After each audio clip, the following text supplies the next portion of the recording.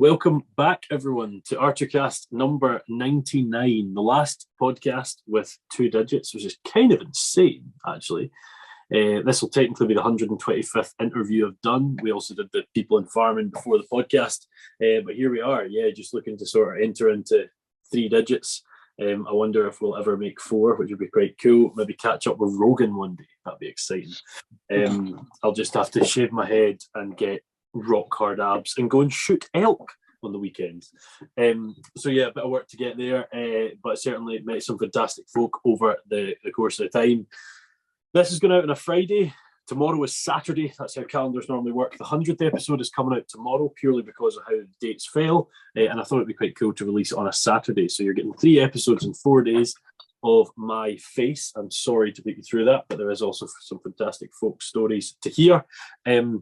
Last week we had the NFU Scotland on. We had a few folk from NFUS. I haven't actually recorded that yet. I'll be recording it tomorrow, so I can't actually give you a heads up as to what's in the episode, but should be a very enjoyable one there. Hearing about, well, without a union, I know there's a lot of people that are anti-union and saying NFU stands for something else, with the N being no and the U being use, but I disagree with that entirely. I think without a union, we'd be in a pretty dodgy place in this sector, and it's a useful thing. So that'll be a good one.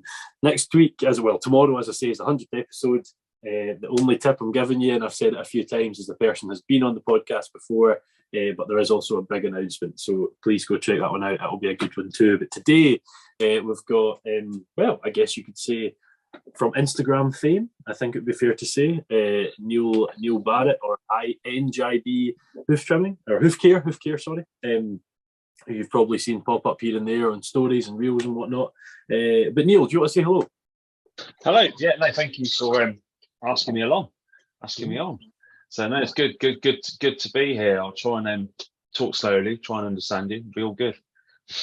Just before we get started with another episode of the R2Kast, I would like to thank our primary sponsors, A-Plan Rural. A-Plan Rural are heavily involved on the social media scene in the ag space with 120,000 followers on Instagram. They use this following to host social media takeovers with farmers throughout the country to showcase their stories. They also post to their rural community blog with further stories about these people in the industry. On top of this, they like to support initiatives that are championing the British agricultural industry, such as myself. So thank you to A-Plan Rural for that. Oh God, is it that bad? No, it's not. No, it's not as bad as that. The Scottish couple that on Gogglebox, because I have to literally just like tune in and just really listen to that accent. That's really quite hard. So that's right. What are the Scottish couple? I don't watch Gogglebox. I don't really watch TV. No, they're from Glasgow or something. But they are proper. You have to really listen in there. It's funny, Glasgow's sort of known. Glasgow and parts of Ayrshire are sort of known for having a certain accent, and albeit I'm from Ayrshire, it's kind of like it's an island off Ayrshire, so it's not really the same. I've had a few folk on the podcast that have, when we sort of do the intro chat before we hit record, have been like, Wallace, I can't understand a word you're saying. It's not that bad. You're okay. You're fine. Don't worry. Ideal. Now, I don't know if it's an indictment to me as someone that enjoys food, but I actually thought it was a Neapolitan picture Neil had behind him, but it is in fact a Bronte book. So you're Bronte book. That's not my. I'm not cultured. That's my better half, who's far more cultured than I am. So this is her office I'm sitting in, and so we've got things like that on the wall. I just hijack it. Well, to the cultured better half, thank you very much. I always quite like looking at folks' backgrounds. I feel like you can tell a lot about people. Mine, if you look really closely, will tell you the fact that I can in fact not tie a tie, hence why I have 2 tied ties at all times. That's clever. That's lazy. Well, it's genuinely not laziness. Like, honestly. What do you do though if you get drunk and you accidentally untie the tie, and then the next time you come to use it, you're like, oh my God, what do I do? Do you have to get a YouTube video out? Kind of hope I'll see my mum in between those times. Right, okay. Yeah. And then we're good to go, you know? Oh dear, why am I the way that I am? For those of you listening, we'll get into Neil's sort of background and what he does in life in a minute. I think this will probably be one of those episodes where you actually hear a couple of bearded guys open up quite a lot. Neil's done a lot speaking about mental health. He's looking at trying to better it for folk in our sector, and sort of spoke out of his own story. And I think that's really important. We live in a world where, we've been locked off from socialising. We've been locked off from society for a couple of years, and we're moving into what I guess they call as the new normal, but it's essentially just normal again, really, with more of this stuff, more of Teams calls and whatnot. But for some folk, that's been really tricky. And, you know, my job, I see it as difficult for students. I see it as difficult for us. I see it as difficult for everyone. So we'll get into that in a minute. But just before that, Neil, could you tell us a bit about your background? You're a hoof trimmer these days, but what's sort of been involved in the past? Yeah, so I started off working on a farm, like many people do. Went to agriculture college back in home. I'm originally from Warwickshire. So I went to college in Warwickshire, worked at a couple of local farms in Warwickshire, then went off to New Zealand for a year, milked some cows in New Zealand. So that's good fun, bit of travelling. Come back and yeah, sort of settled into life really of milking cows, and that was that really. And then, you know, life progresses. You meet somebody, you get married, you have children, and a few years later, I sort of, through one or two things that we'll probably come on to later, found myself working as a cattle hoof trimmer. So I got into hoof trimming. I was very fortunate to get into it. Basically, a friend of mine, another hoof trimmer, had broken his leg and Paul, and I helped him out. You know, he was stuffed. He was. I remember getting around to see him. I didn't really know Paul that well, but we had a lot of mutual friends. And he was literally sat in a chair with a bucket of wee next to him because he couldn't get out of his chair, and he was just like there all day basically. And I left with his chute, his crush, and his truck, and had it for the next sort of 4 or 5 months. And Paul breaking his leg was actually the best thing he ever did, because off the back of that, he found out he had a dodgy heart and he had a quadruple heart bypass. So if he hadn't broken his leg, he would have dropped down dead 2 months later anyway. So that was, you know, good for Paul, good for me. And then went to work for vet practice a couple of years, and then we left in 2016. I left and set up on my own, and here we are now, 2023. Spent the last 3 years being chairman of the National Association of Cast Foot Trimmers in the UK as well. Sophie's on the committee. You've done a podcast with Sophie there and stuff. So been quite involved with hoof trimming, and been really involved with sort of the association. Teaching, learning is a real passion of mine, and upskilling, you know, getting the industry up to the standard that, you know, it should be at. Not chairman anymore, and now we're putting a bit more time into some mental health stuff and finding a way through that, and trying to, like you say, what we touched on. I think we live in a world where mental health, I think it's really easy to jump on a mental health bandwagon. I think I'm not saying some would do that, but it can be a bit of a jump on sort of thing. But the reality is mental health is real. I mean, you know, we work in an industry which has got the second highest suicide rate. And that's awful. And, you know, I work with a charity based in Herefordshire where I live now, and we provide counselling for people. And, you know, you look at the actual demographic of those people, it's quite interesting. It is a 50-50 split between men and women, but also that main band is that 30 to 50-year-old demographic. They're the people. And I think something like this and a podcast and trying to open up and do stuff like this is a really good way to reach those people. I don't know what what your thoughts are on that. But that's quite an interesting thought, actually, because, you know, that's a very difficult analytic to look into. I mean, how are you going to find that information? But here, the more information that goes out there, if people in this position are consuming that content, great. How you target that is a different question. But it's really difficult, because when you've got I think young people in agriculture who work in agriculture, farming can be incredibly lonely. And I think, you know, when I was growing up, and you commented on my age earlier because you thought I was quite young, and I'm actually 46, which is a lot older than I look. But when I was growing up and driving tractor on a farm, you had to concentrate like mad. You know, you sat there and you were like concentrating, and if you got it slightly wrong, there's a bloke on the other side of the field who's on a two-way radio saying, "Oh, you've gone wrong. Your power harrow is not straight," or whatever it is, and you got it in the neck. Whereas now on a tractor, you sit there, it's on auto steer. You know, there's all this technology that sits around you, and I'm not taking anything away from the skill set of driving that machine, because there's a different skill set because you've got that tech. But if you're getting up and down a 50-acre field, you've got a lot of time on your hands to think about.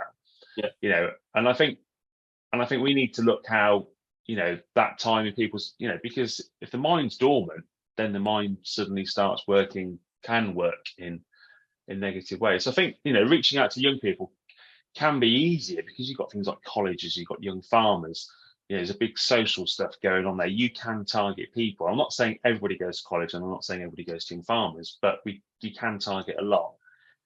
Older people, we do like it's over 50s, but the farming sort of meetup every that's Friday every month in Herefordshire. Go to a different farm. We can have some lunch, have a farm tour, walk around the farm. The farm shows them around. It's really good. We get like 70, 80 people month in, month out coming. So the buy-in to that is massive. And that's really good, and that's fantastic because a lot of these guys they're retired farmers or they're retired farm workers, and they absolutely love it. They're going on, they're seeing how farms have changed, developed, all the tech that's going on. They're seeing it, and it's such, I truly try and go and give up a day. I push a guy around called John, and he's just the most nicest man. His wheelchair, pushing around, and he's just look at this as a mate, and he's just so impassioned by it. But that middle ground, that's really hard because people have got jobs, they've got kids, they've got commitments. They can't go and have a day off a month to go to a farm. Your days of going out with young farmers has come to an end, and the reality of having kids and financial pressure and all of those things that come with that, I think that's the area that as an industry, we really need to look at how we reach that. That's interesting and probably something I've never considered. I mean, I was chatting to my mum a few weeks ago, and I'm 26, so that gives you an idea of my age. But in the last 8 years, I'm aware of people that I would class at least acquaintances that have committed suicide. There's 6, right, in that period of time. And that's kind of crazy, that age group's probably similar ages, some wee bit older, some wee bit younger. And I'm probably not as, what would the word be? Probably not as involved with folk in that middle age gap. Yeah, sort of lower 30s, some of my friends are that age, but that sort of bang smack in the middle of their working life, not as involved in that social gap. And I think what's quite interesting is the two demographics you said that are sort of in some ways covered through those sort of farm trips and the young farmers and being a student and stuff. So the young and the old are targetable from social media and your likes of newspapers, that sort of thing. I mean, my last question was, how do you target it? I mean, I don't know what your main tool stroke mechanism for getting to that demographic is. I don't know what springs to mind to me. Just about everyone's on social media to some extent, but are they in that side of it? I don't know. I think if I think everybody is on social media to some extent. I think social media, and you could have a whole podcast and you could talk about 100 different things about social media, and it's fantastic in one hand and it's an absolute evil on the other. And because everyone lives their best life on Instagram, everyone lives their best life on Facebook or whatever, but quite often that's not the reality. I was talking to somebody the other week about a friend, mutual friend, and I said, their life's amazing, and I said, well, like X, Y, and Z's actually happening in their life, but you don't see that, and I think that's the thing. And people look at that and think, well, this person's got the best life in the world, but they don't actually see, because you're never going to put, generally I will put stuff on social media, I will put stuff on Facebook, and I have done, about mental health, about my own mental health, and about the battles and challenges that I face. I'll put it on there, sort of warts and all, and that's not to gain any attention, because I'm not interested in sort of attention around it. That's purely on the hope that somebody else will read that or watch it or whatever and think, I can actually relate to that, reach out to me or reach out to somebody and do that. And I think that's what that's potentially what a good thing social media could be. But how you reach those guys, whether it would be through we've spoken about the mental health podcast. The worrying thing is about doing a mental health podcast is you'd never want it to be preachy.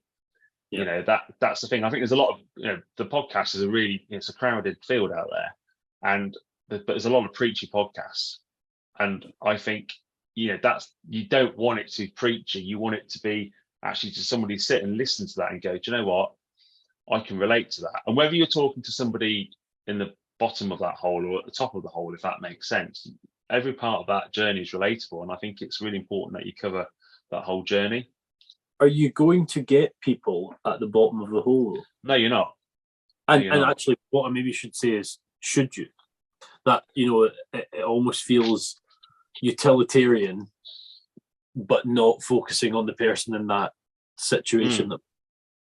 No, I think you make a really good point there. You're not going to, if you're in a spiral of depression and you're at that lowest of lowest ebbs, you're not going to want to sit and record a podcast. You're not going to want to sit. But hopefully, by listening to somebody that has been in that situation, that doesn't come in across as preacher, you can sort of think, actually, no, do you know what? We can get through this, because with any mental health stuff, it's really easy. People have different, but the fundamental thing about it, and talking to people that I know have been through mental health problems, just talk. It's talking to a counsellor, it's talking to that professional, or it could be just talking to anybody, and that's the sort of key to it. Because talking is, we're really good as a human race at talking, and I think we don't do enough of it. And I think it's really easy in this social media world where talking's gone. Actually we're a social species. We love socializing with each other, and we can do that through social media. But I think it has to run alongside. Actually, do you know what? It's going to have a face-to-face chat or a phone call or whatever that might be. On numerous occasions, I've referred to myself as a pack animal. Like, I'm a single guy at the minute. I was in a relationship for quite some period of time, and I was used to having that person there. And when they weren't there, whether we were studying in different countries or whatever, which we've done, say different countries, with Wales and Scotland, but we weren't next to each other. I made that sound like Australia and whatever, but you know what I mean? There was a distance. Distance. I would find groups of friends. I've always had big groups of friends. Like, I am not good on my own, and I've always been conscious of that.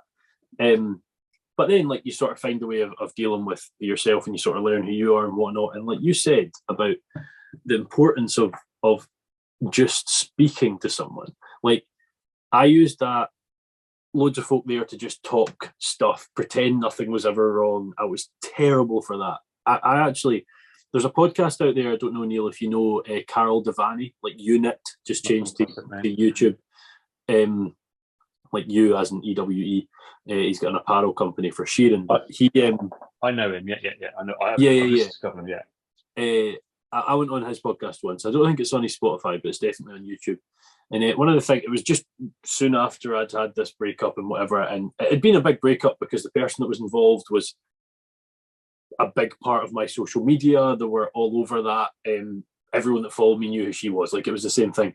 And I'd basically come out and said, like, my biggest failing is pretending everything's perfect. And I always done it since I was a kid. I was brought up in a household of I had it really easy as a kid, really easy, and probably quite a proud family. And I don't think having pride's a negative thing, but I think it's one of those deadly sins or whatever you say, isn't it? But I think there's a limit to it, and I probably went too far. I was proud of everything I had, and then almost got to the stage I had to protect this image and whatever. And what he said to me was, I thought it was so cool that you'd said that, like, not everything's perfect. And then after a few months of some difficulty and whatever, going to that counselling and just talking about that thing and just releasing, like, it honestly felt like you were carrying 100 kilos on your back and suddenly you weren't. And I can't stress enough, this maybe feels preachy at the minute, and if it does, I apologise, but if you are listening and you're just sitting there and you're in a difficult time, or it's maybe not even that difficult, it's just different, and you just want to shout at someone or talk at someone, try counselling. Like, I mean, it's amazing. I would recommend it to the absolute high heavens to folk. It was amazing. That person might be a friend, but I feel like someone completely out with helps, because you can, when I was going through, prior to my sort of marriage breakup and stuff, I was seeing a counsellor, and talking to that counsellor made me realise that, what was wrong was actually my marriage.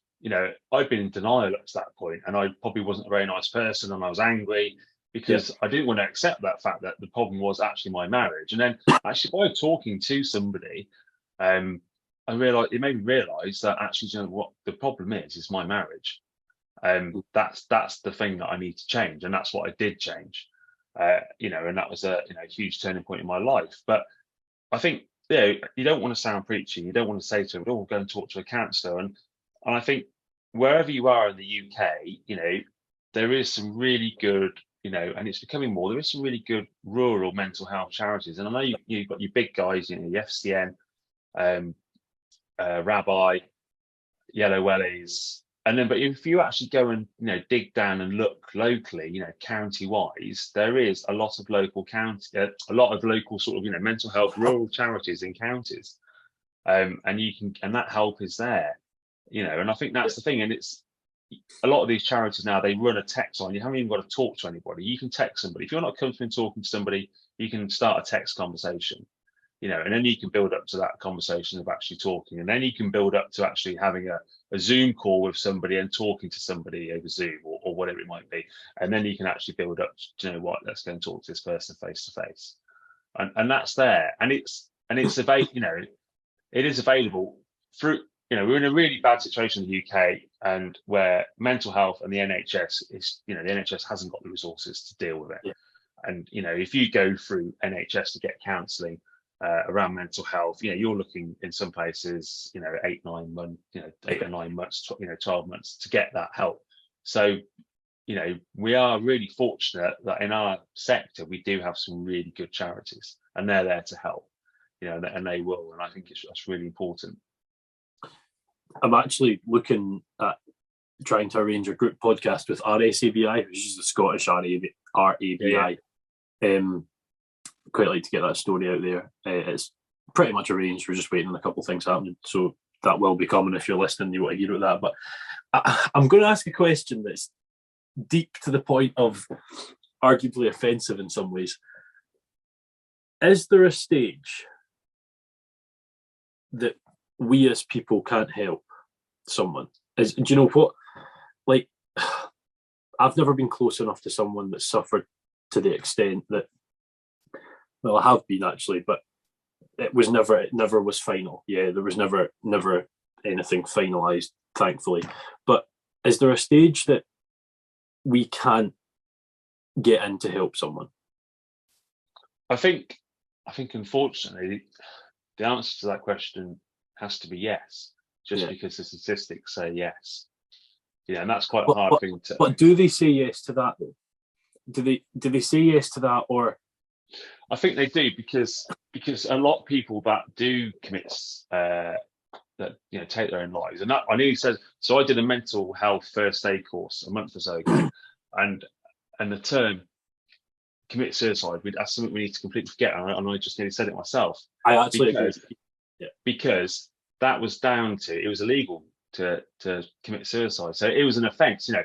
Up until, I forget the actual date, I think it was, I'm not even trying to guess the date, but there was a date and time that, you know, taking your own life was an illegal offence. That's when they said he's committed suicide, because he's actually broken the law. So I think that terminology needs to be, you know, dumped, and it's about, you know, somebody's taken their own life. And I think when somebody, you know, quite often you look, when somebody has taken their own life, they have been receiving counselling, they have been talking to somebody. I'm not saying everybody, but there has been, you know, people are receiving that help. And quite interestingly, when we did this mental health first aid course, and that was something I wanted to do, I sort of funded it myself. Thought, no, I want to go and do that. And that doesn't make me a counsellor, far from it. It's no different to you going and doing a first aid course, a physical first aid course. Sure. You know, it's about, you know, the best way to sort of put a label on it is that you're helping the person to the ambulance. You're not going to get in the ambulance with them. You're not going to go to hospital with them. You are helping them to the ambulance. So hopefully you can develop and learn skills to point people in the right direction to get that help. But when people are at that point of you know, taking their own life, quite often you'll find that they suddenly become happy.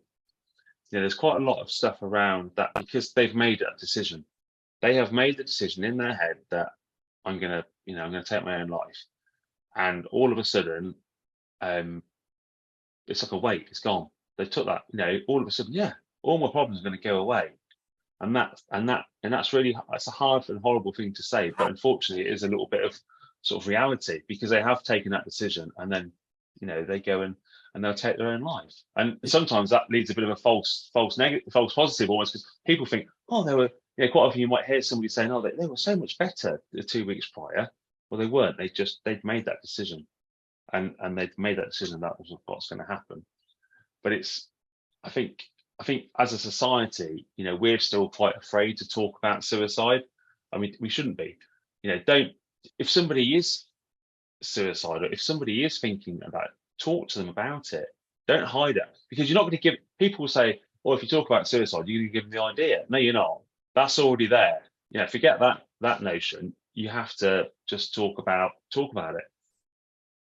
And if I actually get one other question, I'm going to ask you what to talk about in a minute, but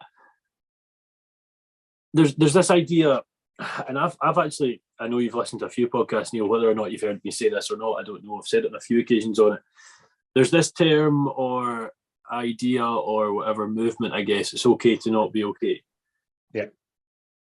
I disagree with that term in that I think it normalizes long-term not okayness. So yes, it's okay to not be okay, but let's get you better. Let's work on this. Do you agree with that, or do you think I'm being too harsh on that? No, I don't, because I can talk about him. So my brother-in-law, he's openly, and he's had some really bad he's had a fight with depression, and that resulted in a few things happening, and he was very poorly. Now if you meet him, he is the life and soul of the party, right?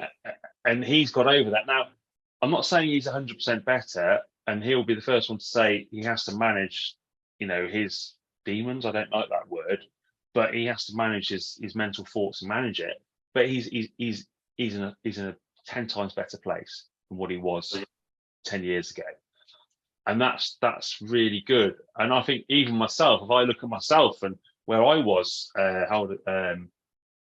my daughters, so I've got triplet daughters that are now 10. And if I look about when they were born, and that's roughly when that's when I had my problems, just to sort of touch on that, I suppose. So I was a herdsman. I was milking cows. I was married. We had a son. Wanted one more child, two kids. Perfect sort of family. He was 2.5, 3, and yeah, my wife, Eric's wife, she fell pregnant with triplets. There was no IVF. There was no nothing. It was just a complete and utter fluke. And I have 3 amazing daughters and an amazing son that are beautiful and healthy, and that's amazing. But I was in a situation where I was in a job that was rubbish. I was in a tight accommodation, and I think a lot of people can relate to that. Mm-hmm. And my marriage on the face, wasn't right either, which I learned, later on. So all of those things pushed me. I had to stop working, and I didn't really leave the house much for about 3 months, to be honest with you.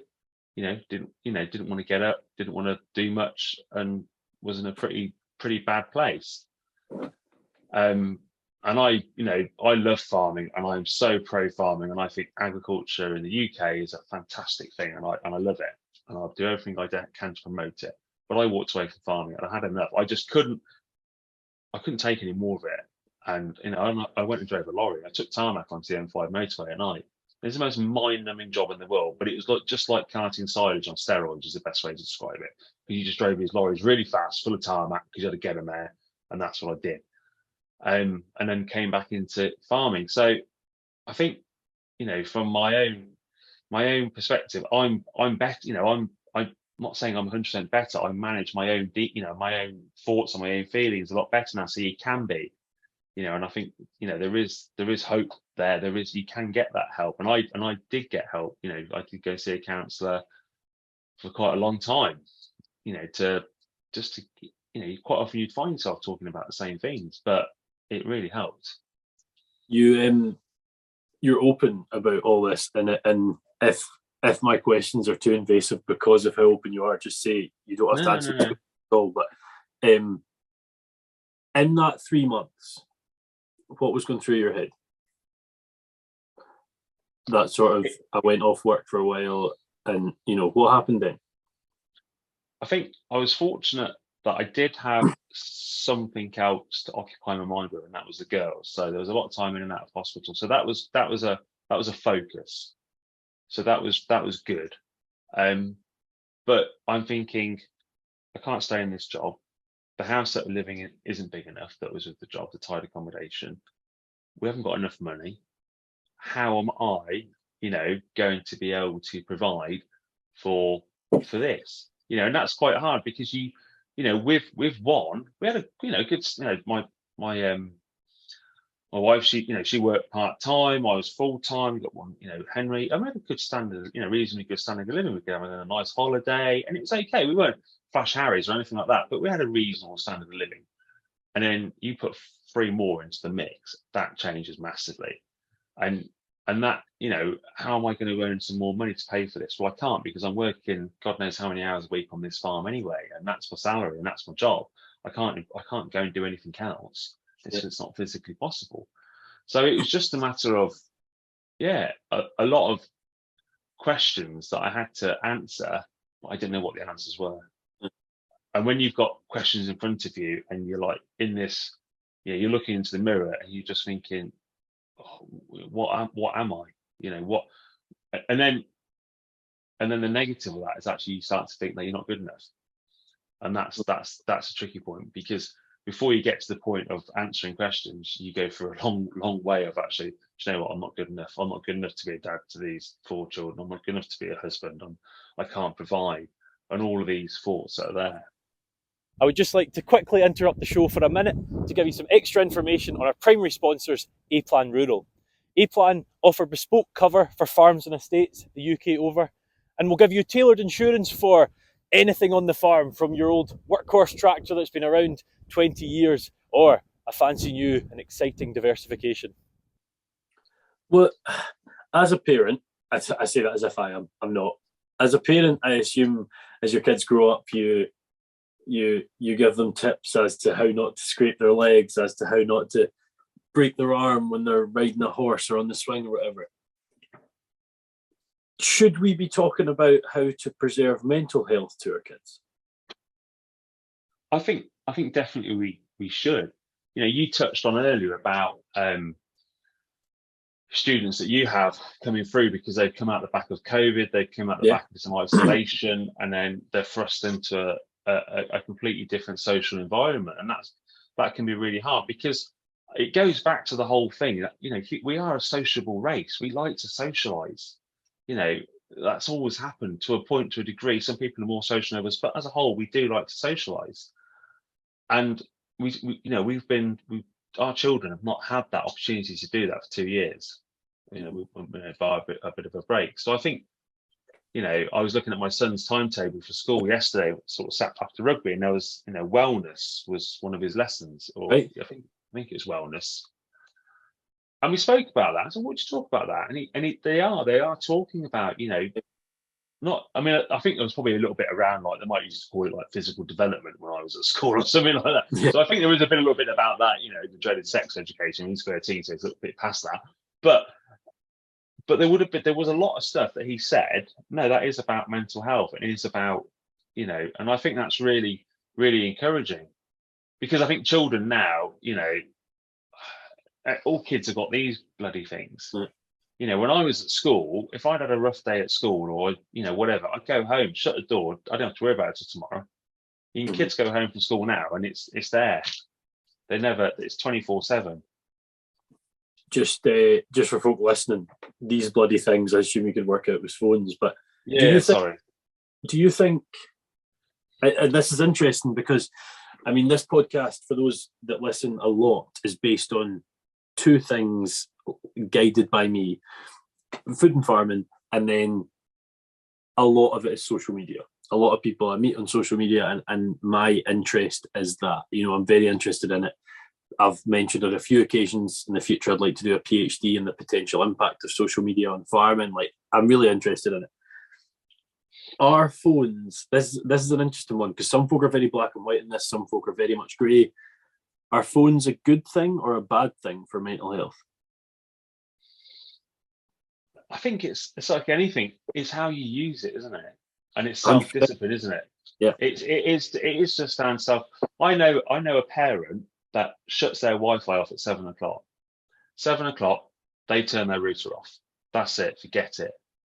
And they take he says, we can't watch Netflix, but that's fine. Don't worry about it. Themselves. And the kids go to bed. They haven't got to worry about them, and that's it. And is that sort of an unfair, is that a bit of a dictatorship? I don't know. But it's actually probably not a bad thing sometimes to turn around and say, do you know what? Leave that alone. Because I think we're all guilty. I'm guilty. You're probably guilty of spending too much time on my phone. And there's that whole thing. I'll put a post on Instagram. Oh, how many people have liked that? How many, what interactions this podcast had? And sometimes you're thinking about things, whereas I think it's actually, we overthink stuff. I don't know, you might disagree. I don't think I disagree, but what I would think of that example is there a negative mental health impact in the sense that, wee Neil's always, you can't speak to him after 7:30 because his mum and dad do this. Does that then become absolutely? Yeah, I mean, I think you're probably right. It probably does. It's really difficult because you just can't. How do you manage that social media? How do you manage how do I manage me as a parent of a 13-year-old and 3 10-year-old daughters? How do I manage what they're seeing, what they're watching? And I can't. There has to be some trust, and there has to be, I have to sort of, hopefully I've brought them up, and now my ex-wife has brought them up in a way that there is. And my son Henry he's actually pretty good. He doesn't, he's good on his phone and stuff like that, but he doesn't sort of get too engrossed in stuff. And he'll wake up in the morning and he'll be on various WhatsApp groups at school, and there'll be like 300 or 400 notifications on a WhatsApp group, and where people have been sat at 2 o'clock in the morning on their phone that he's in class with the next day. Now that's not healthy. It's interesting you say that, because I'm much better now, but there was a 2 or 3 year period where I slept for 1 or 2 hours, right?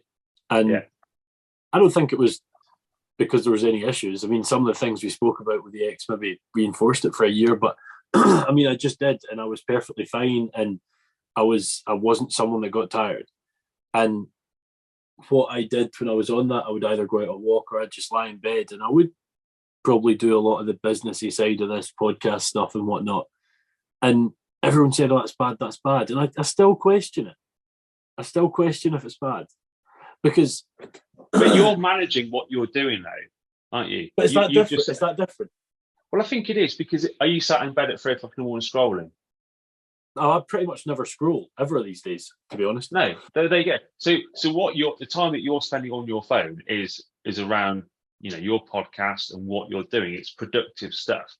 Now, and I don't think that is bad. That's no different to somebody, these people you sort of read about who get up at 2 o'clock in the morning and start writing whatever, in the times gone, past time by, they used to say about Margaret Thatcher never slept.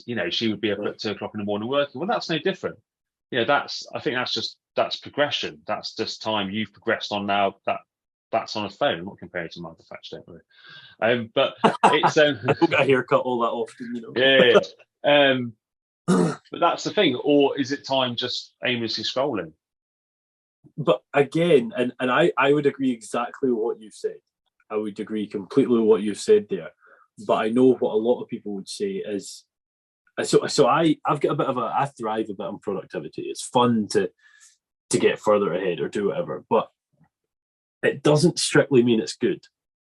But actually there's 2 sides to this. Does it mean doing that is good? And also, does it actually really mean that scrolling is bad? Because scrolling has this very negative name now. And I sometimes question, is it as bad as we think? Maybe it is.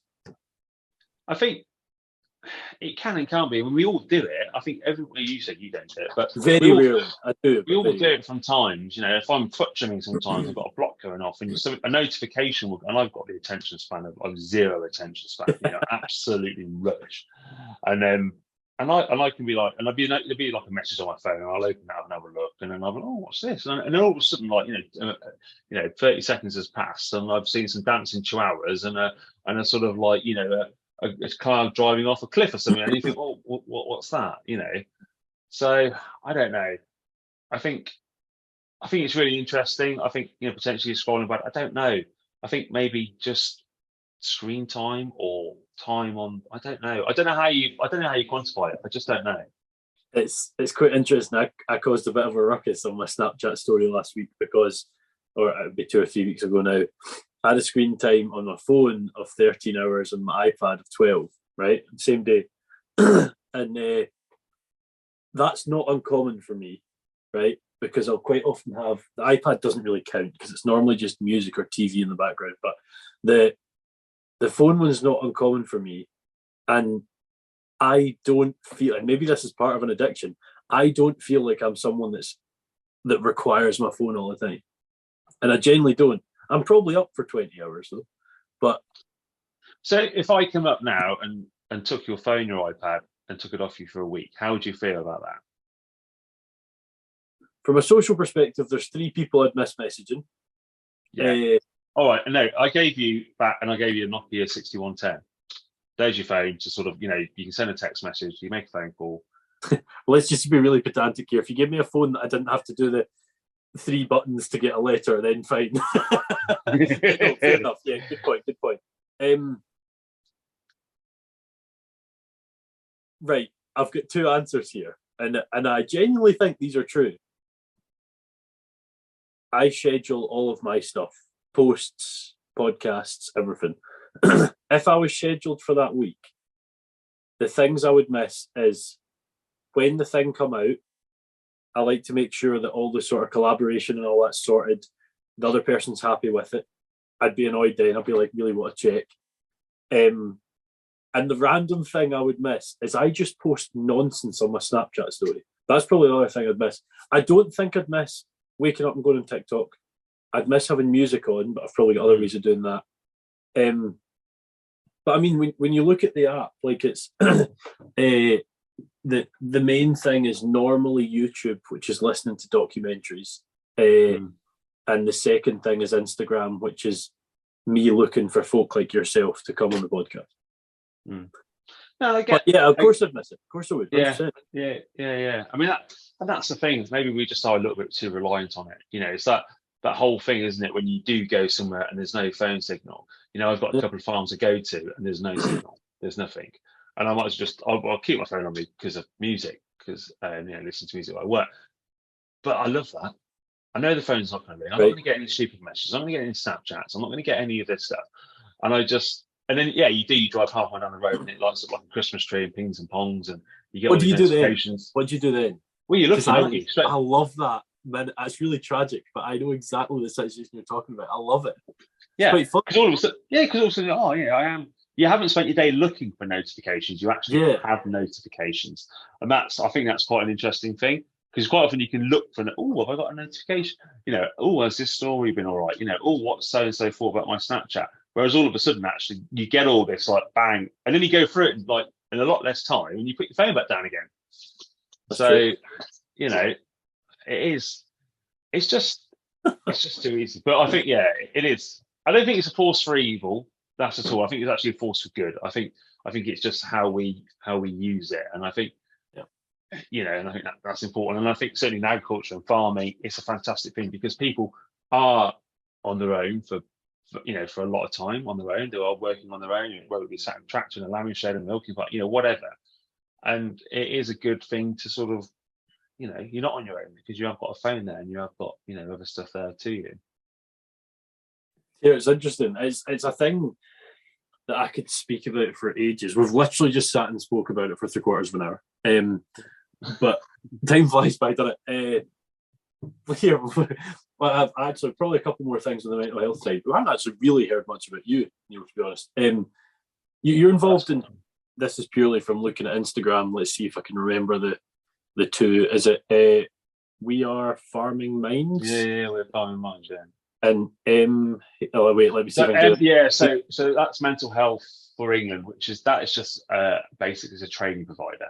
So they provide and they put the basis together for the mental health first aid course, and they promote and do that, and obviously give the tools there to the trainers that deliver that training. So that's exactly what that is. We Are Farming Minds is a Herefordshire-based charity that was set up about 2 years ago. Don't quote me on that. So set up by Sam and Emily Coles. Sam has had ongoing, battles himself with depression, and that sort of, he did, he has battled on with that. He did try and take his own life, and thank goodness, he didn't. And I think what he realised, and what Emily realised as well, because she's equally involved with all of this, his wife, is that there is really very little help in Herefordshire. They're not native to Herefordshire like myself. Sam's originally from Yorkshire. Emily's from Chepstow originally, and they sort of moved around the country a little bit on various tenant farms, and they're on a Dutchy tenancy up in Herefordshire. And they just realised that, do you know what, this isn't really good enough. There isn't that help out there. There isn't that help in Herefordshire rural community. And there is a lot of good, charities based in other counties, but Herefordshire, there wasn't one. So they set up We Are Farming Minds really on, to try and, raise mental health awareness, which is really important, to be able to provide support and counselling, because that's the biggest thing. It's like I said earlier, if you are going through mental health stuff, there isn't a huge amount of counselling available through the NHS. There is more charities now providing that, and I think we are, quite blessed in agriculture that we do have the ones that we mentioned earlier. But so they set it up. We've got a helpline, 24-hour helpline, a text line as well. We provide counselling for sort of 20 or 30 people across Herefordshire. We then run the over 50s sort of, I want to call it like day out, where we go sort of around a farm last Friday of every month. That's just fantastic success. That's just amazing. It's brilliant. We connect with young farmers a lot. We've got our own minibus that we ferry everyone around in to take them to these days, and that's really popular and a tool. We've got a big we've got a concert coming up in the summer, actually, a bit of a festival with the Wurzels. There's a bit of a fundraiser and another sort of thing going on. So we're trying to do more and more things, but we are, sometimes we have to sort of take a step backwards, because what we're finding is we don't want to grow too big too quickly. Does that make sense? Because the infrastructure has to be there in place to provide the support. So we are sort of going slowly and making sure that we do have the right infrastructure, and we are able to provide the support, and we are doing that. And it's just really important. And you listen to people's stories and some of the people that are receiving counselling, and it's tragic, and like I said earlier, everybody's mental health story is different. Everyone's mental health story is individual. No one's is the same. And I think, we just have to accept that. And I think I read something the other day. There was, it's all over Facebook, so we can talk about it. There's a guy up in Herefordshire that took his own life recently. He's in his 50s, a smashing guy, the life and soul of the party. I can send you what's been shared. It's been shared a million times over Facebook. It's ridiculous. And one of the things that it says actually on the end of this quotation, and I'll just jabble on as I find it, is talking about how mental health is perceived. Right. And one of the last things it said was really, does it say?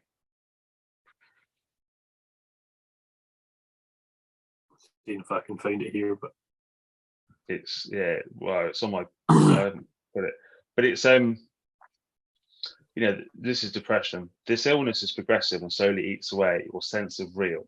It destroys your confidence to act, erodes your thought process, and rots away your ability to use logic, and leaves your head full to the point you feel that it physically bursts with no way of relieving the pressure, which in turn causes more corrosive thoughts.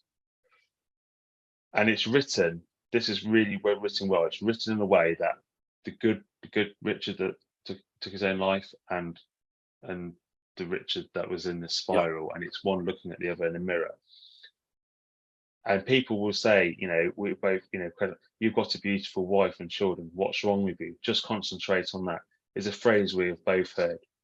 But not being the person you think you should be, these immediate loved ones, is nearly more of a burden. And I can relate to that. There were times nearly resented this overwhelming love, as with all that was holding me here. All I desperately wanted was the constant noise in my head to stop, and it wouldn't. Rich told me he felt the same. I'm not here to lecture on depression, but I just wanted to try and help people to see the daily pain that Rich was in. And people saying at his funeral, I've already heard today, if only he could have seen all these people hear from, he wouldn't have done it. It's hard to understand, but the Rich you are here for did not want this to happen. The thoughts of other people's lives begin better, as it wasn't here to drag them down as far as a selfish one. Rich didn't have again, it's talking about, Rich didn't have a selfish body, because there's often quite people trying to talk about people that, do take their own life. They're selfish. They're not selfish. There's nothing selfish about that. That's hate that. Yeah, I hate it, and I think there's a whole, it goes on, but I'll just finish on this. If this horrific disease was called an undetectable brain tumor and not just depression, it would be easier to understand. And I think that's really powerful. Yeah. And I think that's really, because people can relate to an undetectable brain tumor, but they can't. You have to realise what it is. I like that. I'll send you that. I remember speaking to someone. I won't say who they are. There's two people, both very close to me, and if they're listening, they'll know who they are, and both mean the world to me.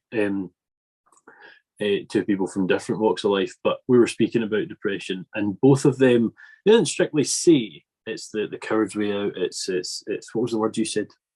Selfish.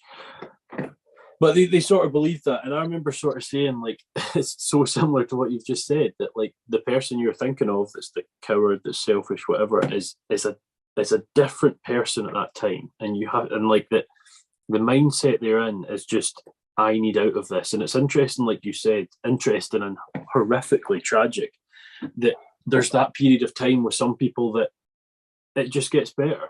They're ready. It's done. They're at peace with it. Would that be I don't feel that's right. They've made that decision that, this is what I'm going to do. And quite often you will find,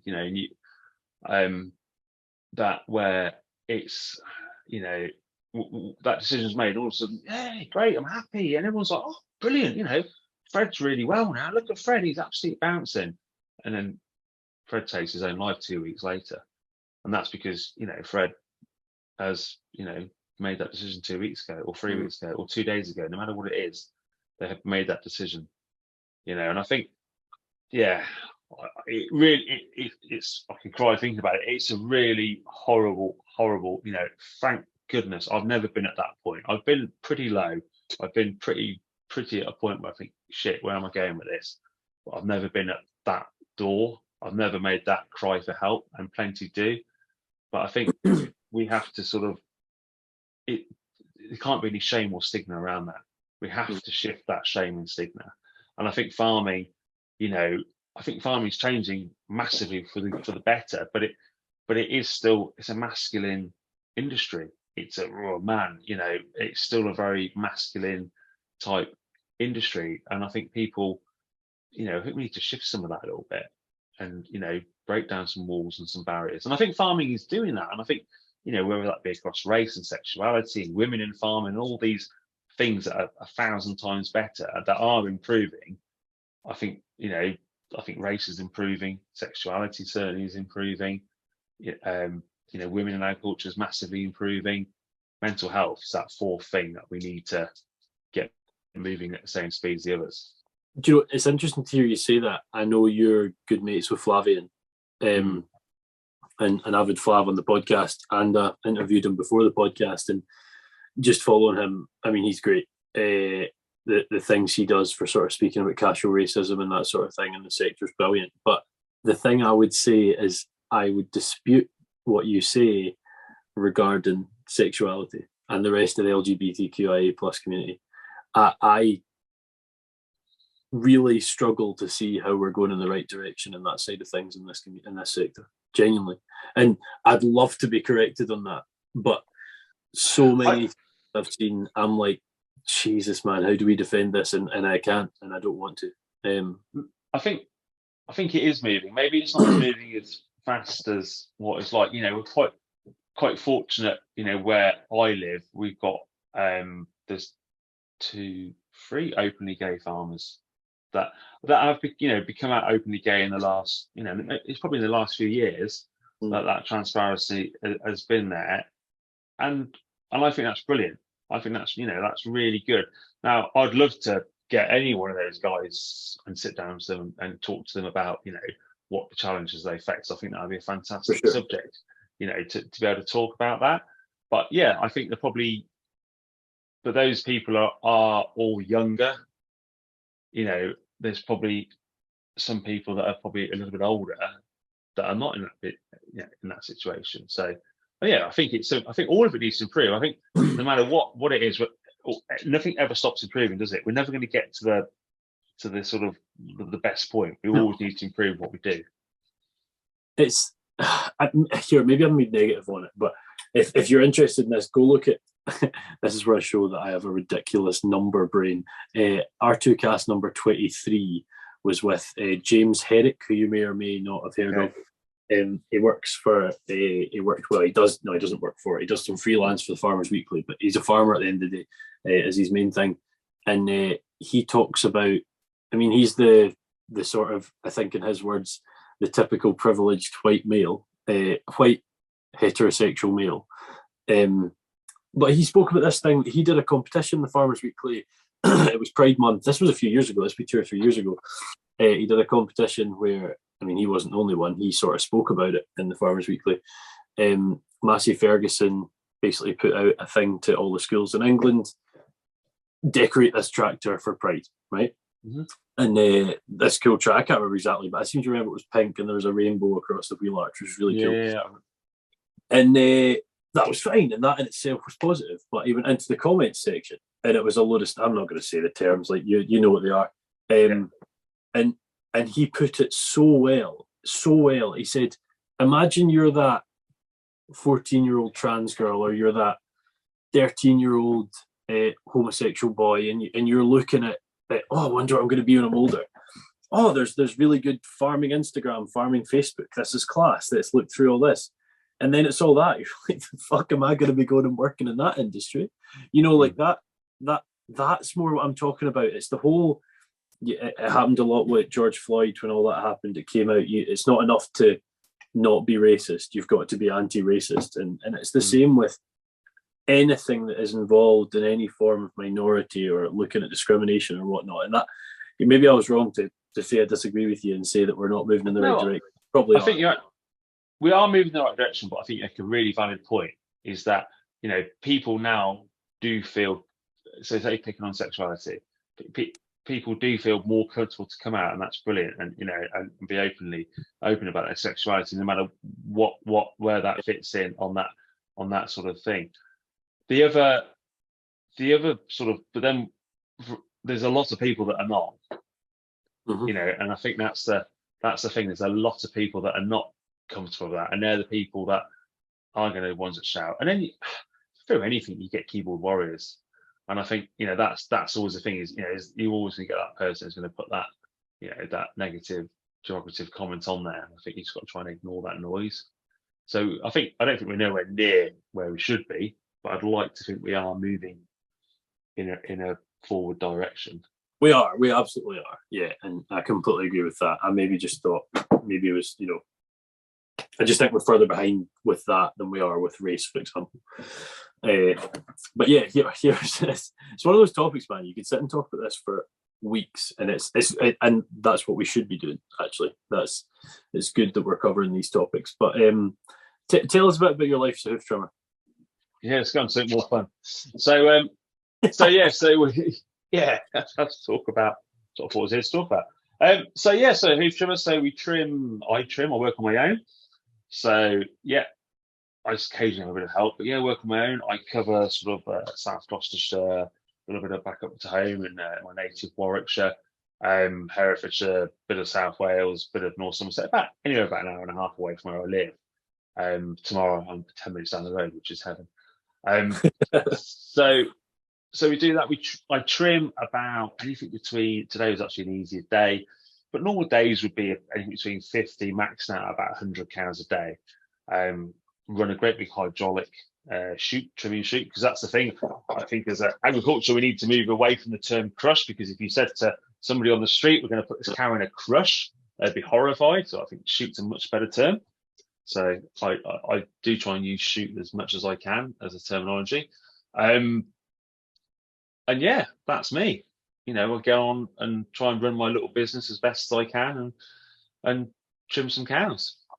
And there's always this idea in just about anything that prevention's better than a cure. But with your thing, we're looking at hoof health. In my head, it's something that I feel like prevention is better than a cure in this sense, more than just about anything else. How does it sort of work? How are you routine? I assume most of your trimming is routine trimming, but that could be wrong.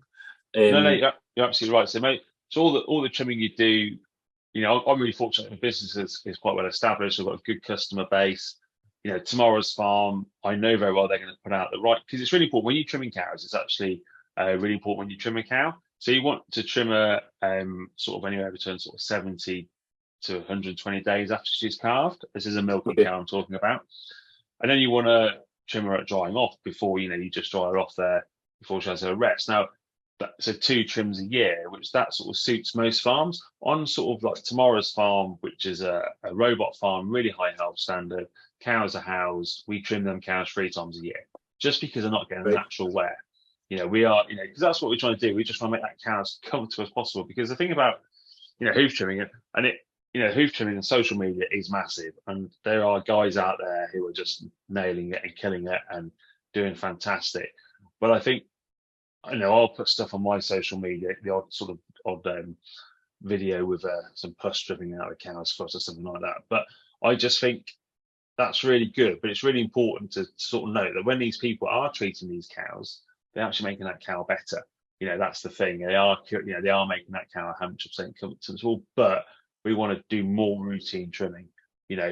Routine trimming is your answer. If you can routine trim all your cows, you always have lame cows. Anyone who says hasn't got lame cows is a liar.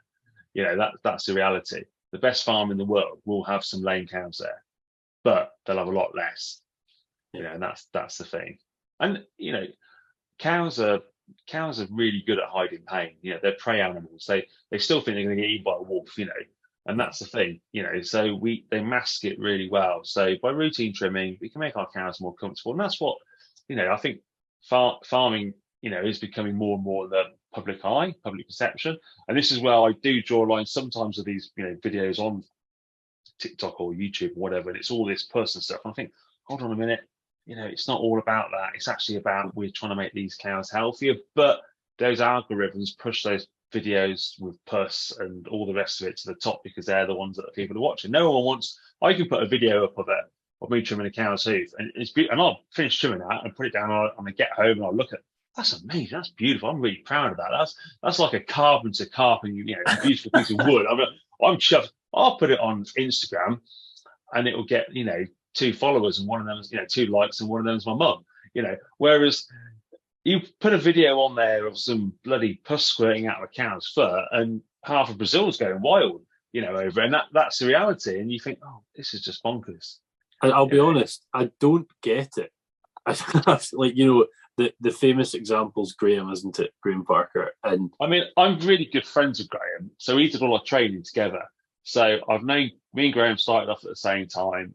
I'm good mates. So I don't speak to him as often as I used to. But we are, I've got a lot of time. I've got a huge amount of respect for Graham because what he has created, he's done himself. That when I first met Graham, he was using his own chute that he built himself. He didn't have anything flash and fancy. He's worked incredibly hard. He's going up and down Scotland for he's branding cattle. He's put a shift in, and then he was creating this content, going home, editing it all on his, himself, and he's created that global brand. I mean, I will say he has got absolutely crap taste. He will buy a beautiful car and then spray it green, and I'm just like, what? You've just bought a Lamborghini and you've sprayed it green. You are absolutely. He's like the Mario Barratelli of the hoof trimming world. He has zero taste.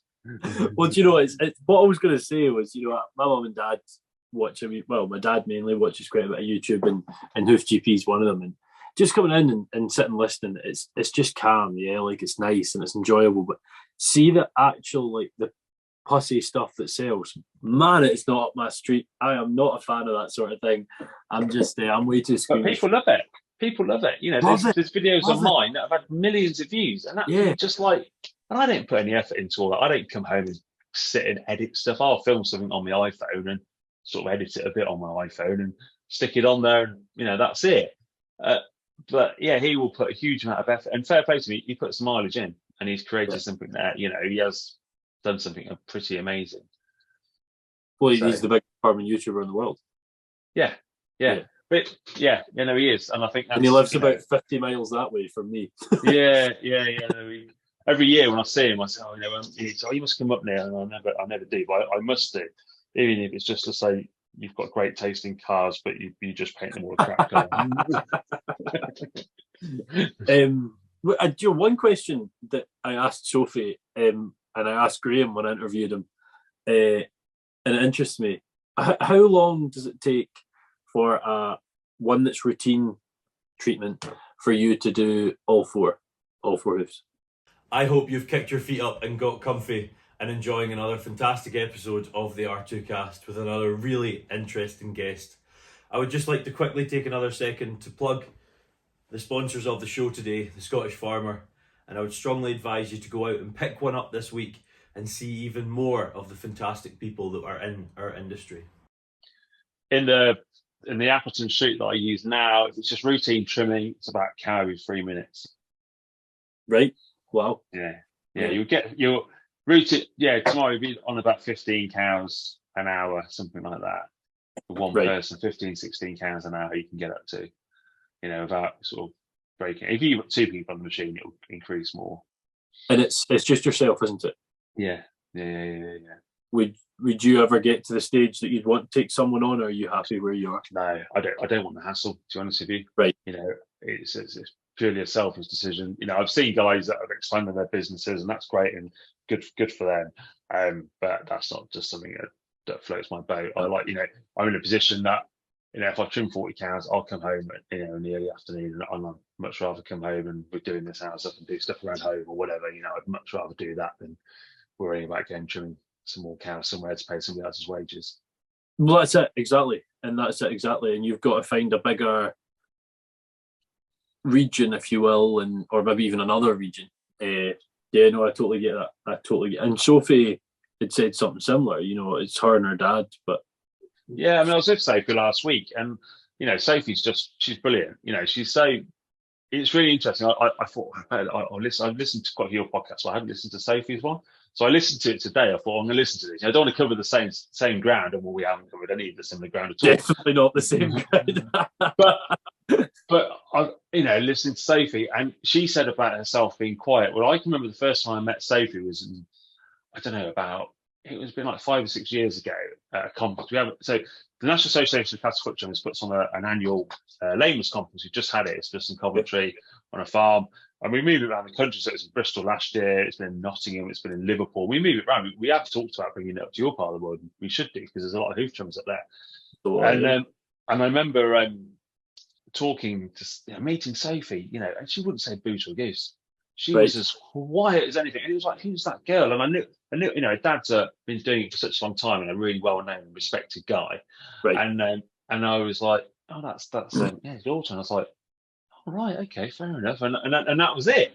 But whereas now, Sophie's in the middle of the room, you know, leading the charge, and she's chatting away and talking to people, and you know, absolutely brilliant. And I just think that's just amazing. It's just great, you know, that she's done that. It's really, really good.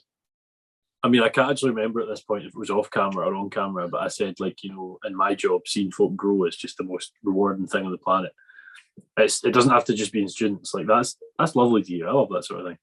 Yeah, no, she has, and she's such a great advocate for our industry. You know, she's so passionate, and it's really, you know, you talk about women. We have got there's probably, I don't know, up to 4 or 5 sort of independent, you know, female hoof trimmers. You know, now there's a girl who works up in the Orkney Islands, Julie, and I sort of did a bit of mentoring with her and stuff, and talking to her and helping her and stuff like that. Just, I've never met her. It's just been purely over, again, a social media friendship, and she's off around doing all these balls of her, you know, on her own, right up in Orkney, you know. And I just think that's amazing.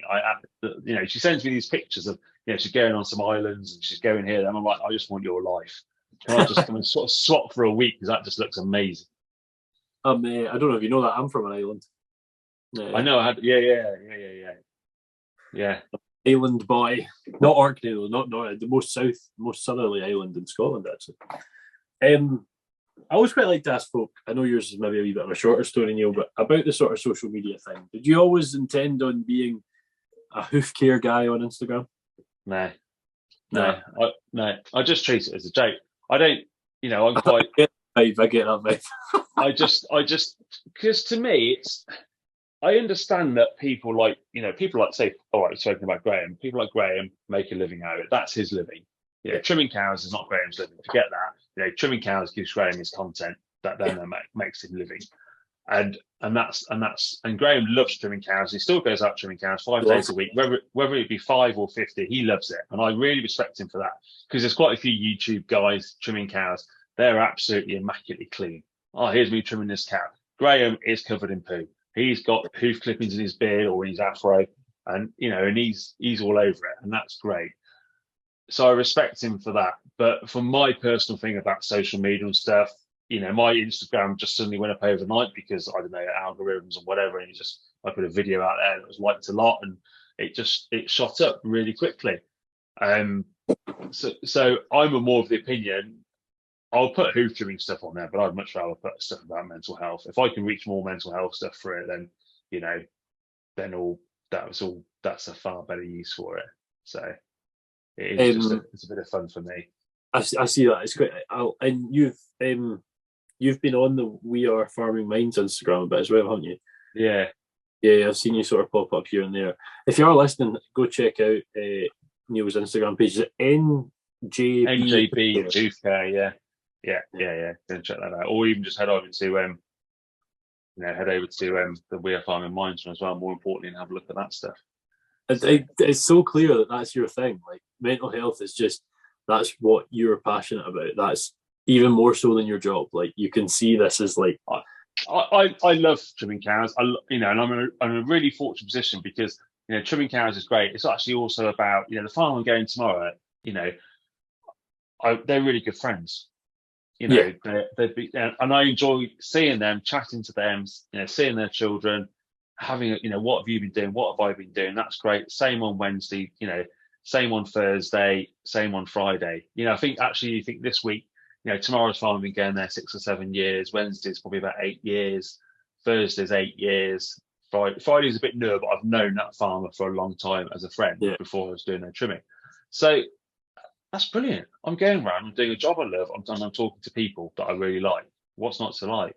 That's fantastic. And then if we can slot some, you know, a bit of mental health stuff in around the sides and push that, then that's better. You know, and I'm in a position that, you know, you find that people do come and talk to me on farm. People will come and chat, and that's nice. You know, if people want to come and talk, and that's really, really good. You get fed pretty well. Do you know what? No. Tomorrow's farm, yes. So the pews where I'm going tomorrow, fantastic. We'll have a bacon sandwich in the morning, and whatever. But you talk about, but the majority of my farms, we get a cup of coffee, but that's about as far as we go.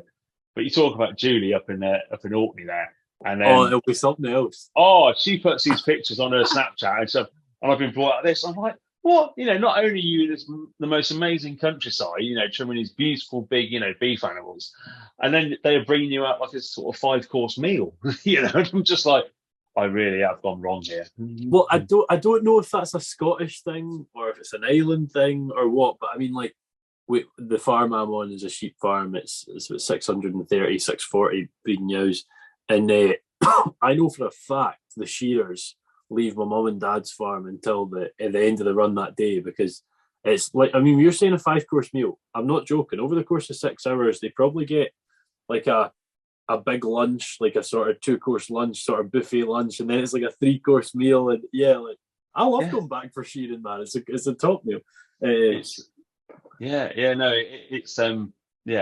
Unfortunately, they're not as good. I've got some, hoof trimming. Obviously, it's a worldwide thing, and I got a couple of really good mates in Italy. And right. I mean, I went to Italy on holiday last year, but I need to actually go and spend some time with those guys. Man, the stuff they put on. They asked, it's just this whole cheese board of beautiful Italian cheese and meats and a glass of wine. And I'm like, and then there's all this beautiful Italian countryside in the background. And I'm just thinking, again, we need to move. It's like, how much would it cost to move to Italy? Yeah, exactly. Yeah. So this is a question that you do not have to answer at all, just out of interest more than anything.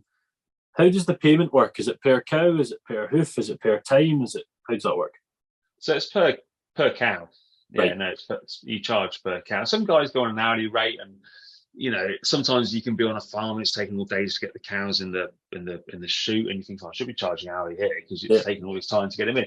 But it's done, done on a per cow rate, and most farmers now, they realise that, and they obviously want to get the cows in and out as quick as they can. So, the one, I don't think there's many negatives around TB testing, but one of the positive, or there isn't many positives about TB testing. I was going to say, are you sure? No, sorry. Yeah, completely wrong.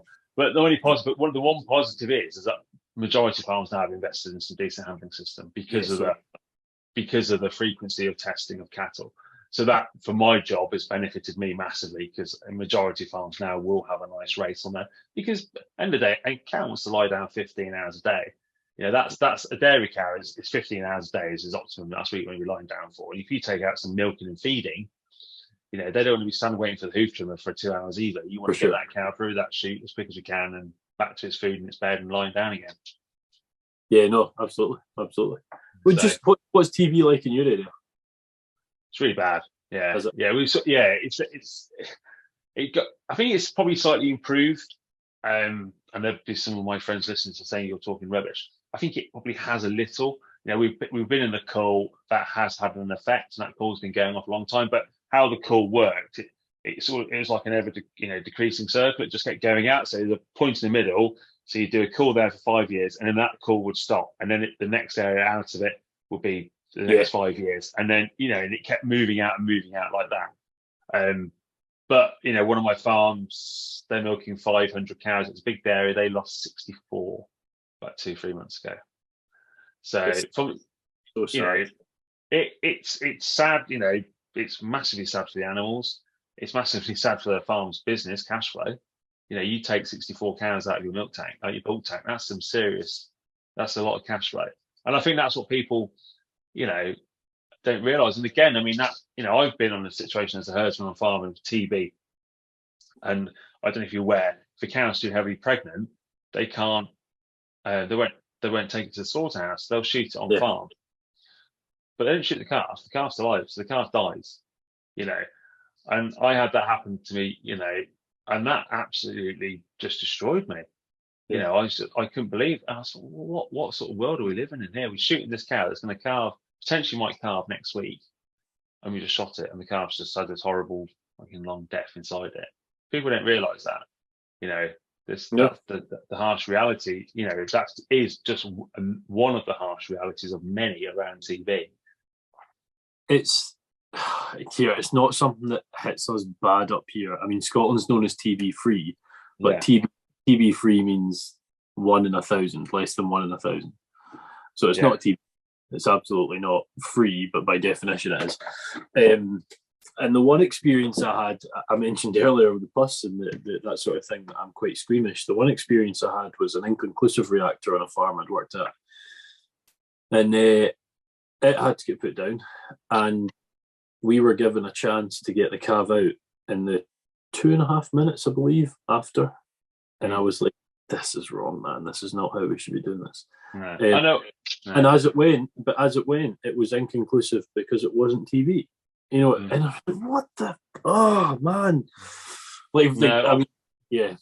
I know farms that are, you know, obviously, if they've got a cow that's, I know of, you're going to wear, you know, estimates and stuff like that's been used. I don't know, you know, just to get the calf out. I know that has happened, you know, just to try and get a calf out and stuff, because it's horrible. It's a horrible situation, you know, and I think, you know, absolutely.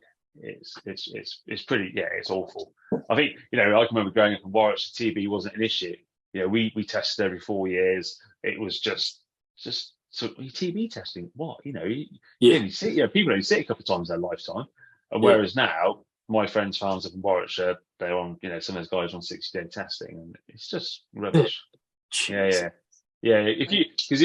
mean, the rules and regulations change. I'm not going to get, but if you do have a breakdown and you got on 60-day testing, and I don't know how many 60, after you've done clear, I think you have to do another 60-day test. And I think it's two clear 60 days. I think. Yeah, but you can be in a situation when, you know, it's just dragging on 1 or 2 at a time, and then they'll do a blood test and do the gamma blood test, and then whack, you'll work on about 10% of your herd on a blood test.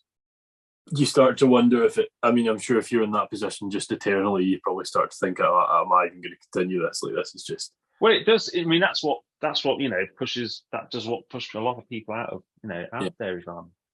Yeah. You know, why would you be going through that? Oh, 100%. No point. I mean, we spoke about mental health. Jesus Christ, that would knock it. I'm a bit conscious of the time, Neil, but one thing I want to ask, not speaking of, but considering we are two bearded men on a podcast, you were on quite a famous podcast recently. As someone who knows nothing about rugby, I don't know much about this guy, but I did look him up, and he does have a fantastic beard. Tell us about the podcast. Tell us about Joe Marler. Yeah, so that was all a bit of fun. I commented. I like Joe. I think Joe's somebody. Going back to mental health, he has had issues, and he has really talked publicly about that and talked about how he's dealt with that. So I've got a huge amount of admiration for Joe, because he's top of the game. You know, he's an England rugby player, and he's done that. So I commented, he has a podcast, and he talks to anybody. He talks to you, he talks to me, he talks to anybody. You know, he just wants to talk to people, and I love that, because I like talking to people. So, as you probably guess, So I commented on his social media about 2 years ago, just saying, it was a comment on there, what do you do? What's your job? And I put bovine beautician. And he just got a generic reply saying, oh, that's awesome. We'd love to have you on the show. But, you know, the guy before might have put, you know, university lecturer. Oh, that's awesome. You know, love to have you on the show.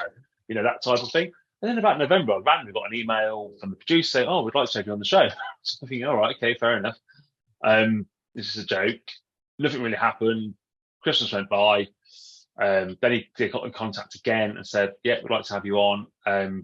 We'll do a Zoom call. And I said, well, I'll be on farm, because it's 1 o'clock on a Wednesday. And I said, well, I'll be in a cubicle shed. So literally this, producer Ryan never really set foot on a farm. And here I am holding my phone, having this sort of a Zoom conversation with a bunch of cows behind me. Did that. And then got to the Monday, got an email saying, look, we really like Neil, but we've filled our recording slots, and we'll be in touch for the next bunch. And I just thought, that's a bit of a fob off. You're not very interesting. For sure. And then literally, got home on Tuesday night. I looked at my phone. Oh, Joe Marler's, here's scrolling, looking at your phone, Instagram. Joe Marler's all suddenly following me. Why is he following me? And then with that, got an email saying, do you want to come down on the Thursday? The farmer's meant to go to the Thursday. He's the president of the local rugby club. So I was on the phone to him. I said, you're not going to believe it. So I said, and he's like, no, go and get something signed for me while you're there. And that was it. So I shot down to London, recorded this podcast. Joe had no idea about hoofing, but again, Joe is one of these people that sits at home watching hoofing videos. Yeah. So he knew, he knew about the whole person. So I love watching the knives work and all that. So yeah, he's a really nice guy. He's a top guy. I know there's a bit of people think, oh, he's a bit of a wally, but he's not. He is a sound. He is a sound guy. He does act the fool, but he is a really passionate guy. He's passionate about people, and he talks openly about mental health. So he's got my vote. And wonder if he wants a young lecturer on. No, it sounds good. He would. Sounds but class. it was good fun, and again, it opened up some doors and stuff like that to talk about more mental health stuff than pimple popping. Yeah, for sure. That's it. It's here, and it's two things that have came to define you. Yeah. No, your man, it's been an absolute pleasure. I had a feeling when we had a chat at first, I was like, this is going to be one of those ones that I'm not going to be trying to scrape past half an hour. It was not. No, we could go all night. Oh, mate, there's a few folk I've been on with over the years where I'm like, Jesus, I could have been here till 2 a.m. But life unfortunately dictates tonight. But yeah, it's been an absolute pleasure. I appreciate you coming on. I do have 2 questions for everyone that is on the podcast, and quite excitingly, this is the last 2 questions before we move on to three figures of episodes, which is quite fun. So you can have 3 questions though. That's what you should do on your next. You should get it from 2 to 3 questions. Just getting too much, man. It's just getting too much. I can barely remember 2. The 2 questions are, should I try to come up with a third one? Right, let's see. The 3 questions are: 1, where do you see yourself in 5 years? 2, if you had any tips for folk coming into hoof trimming, what would they be? And 3, what beard products do you use? Oh, man alive. Right, where do I see myself in 5 years? Hopefully, still trimming cows' feet, because I actually enjoy doing that. That's important to me. And hopefully, doing a lot more around mental health.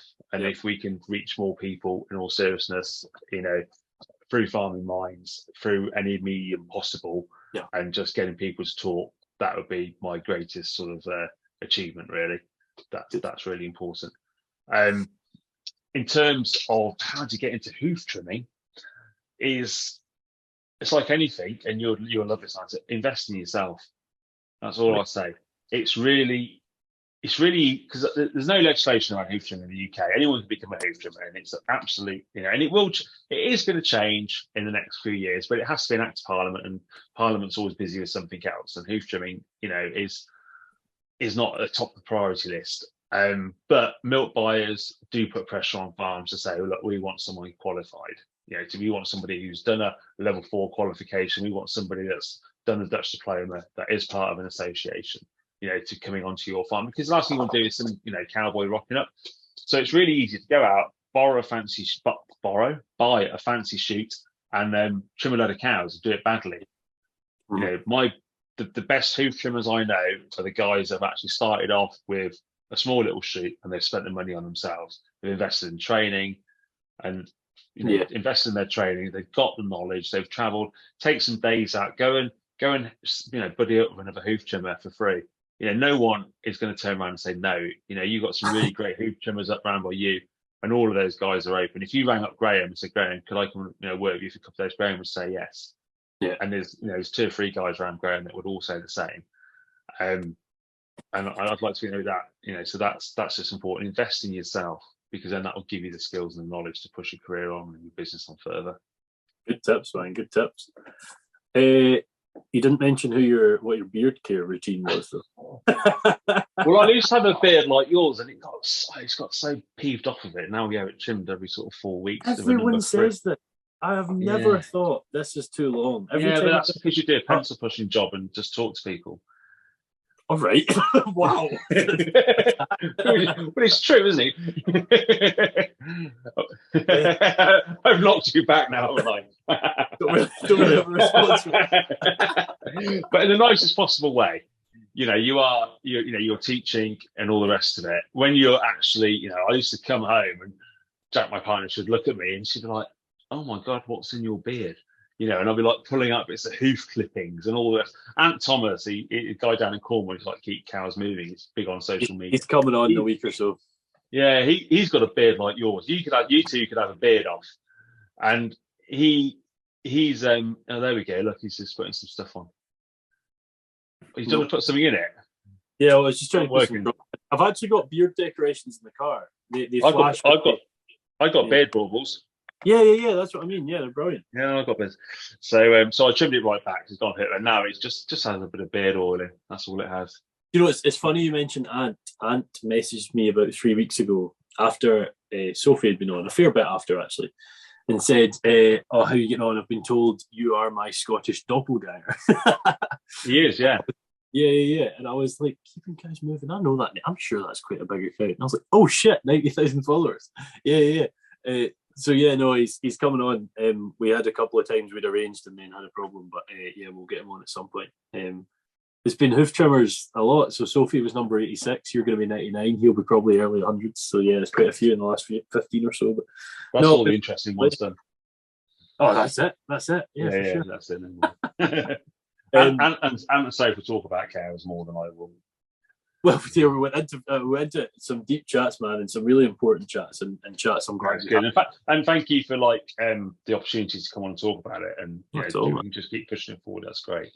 Not at all. The more stories I can get out there, the better. And like you say, speaking to folk is just so fun. Like, I mean, I started this, and the original goal was sort of showing what type of career you can find in this industry. And 3 days in, I'm like, oh, that was a fun person. And then I was fortnightly at the point.